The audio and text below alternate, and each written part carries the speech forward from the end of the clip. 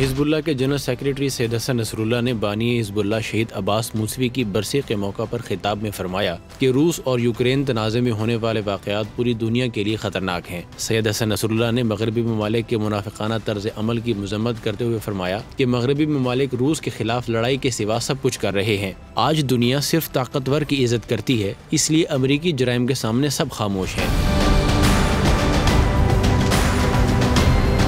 ان کا کہنا تھا کہ یوکرین جنگ کا ذمہ دار امریکہ کو ٹھہرانا چاہیے، کیونکہ امریکہ کئی ہفتوں سے اس صورتحال کے لیے زمینہ سازی کر رہا تھا۔ ان کا کہنا تھا کہ یہ معاملہ ان ممالک کے لیے سبق ہے جو امریکہ پر اعتماد اور بھروسہ کرتے ہیں۔ واضح رہے کہ روس یوکرین جنگ دنیا بھر کی توجہ کا محور بن گئی ہے، لیکن اس جنگ میں زیادہ تر ممالک امریکی کارستانیوں اور پالیسیوں کو مورد الزام قرار دے رہے ہیں، مگر امریکہ اور مغربی ممالک جنگ کے خاتمے کے بجائے ایک اور بحران پیدا کرنے کے لیے کوشاں ہیں۔